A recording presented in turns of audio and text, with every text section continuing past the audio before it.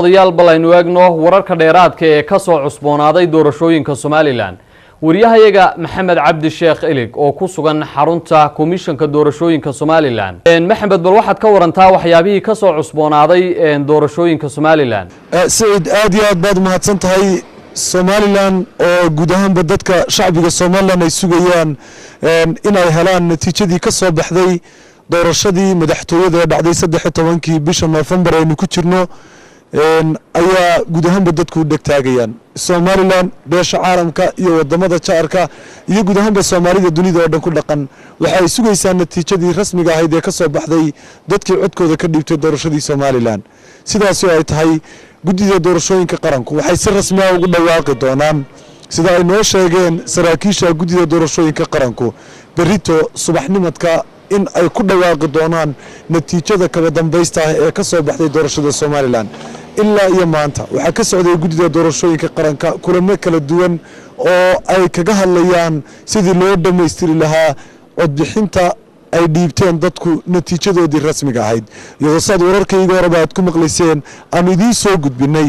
in guud ahaanba gobolada kale ee Somaliland shanta gobol ee waaweyn ee Sool Togdheer Sanaag Saaxil iyo awdalba si rasmi ah loo soo dhameystiray balse ay ahayd hawsha kaliya ee taaganna magaalada Hargeysa gaar ahaan degmada oo kaliya oo aan ahayn inta badan gobolka Maroodi Jeex haddaba saas oo ay tahay berito haddii Allah uu diraado guud ahaanba bulshada Somaliland waxa ay sugi doonaan natiijada ka soo baxday doorashadii dalka ka dhacday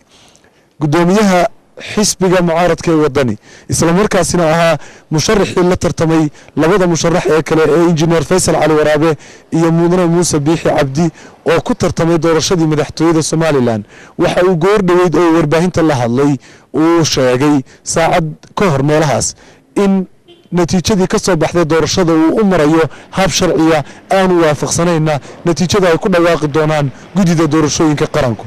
marka waxaynu sugnaabo waxay tahay natiijada rasmiga ee berito waxa Home Cable TV idinku soo deyn doonana si toos ah oo live ah idinko goobihiina iska jooga arrimo social media YouTube-ka iyo television-ka si toos ah uga daawan doontaan guud ahaanba dunida oo dhan marka guddiga doorashooyinka ay sida tooska ugu dhawaaqayaan iyadoo dhawaaqiduna ay ka bilaabmi doonto isla xarunta guddiga doorashooyinka qaranka ee haatan aan ku suganahay oo ah goobtan aan idinka soo tabina aalaaba wararka kala duwan ee television Home Cable TV oo idinka diyaariyay arrimaha doorashooyinkii ka dhacay Somaliland 13 bishii November waa aniga iyo Cabdishakuur Day Maxamed oo idin leh waxaan idin soo gudbin doonaa oo naga sugtaan waxay tahay wararka kale ee la xiriira arrimaha doorashada iyo waxyaabaha muhiimka ee ku soo kordha iyo cid arrimahaasi ka hadasha iyo natiijada rasmiga marka natiijada hordhaca marka lagu dhawaaqo ay guddiga doorashooyinka ku dhawaaqaan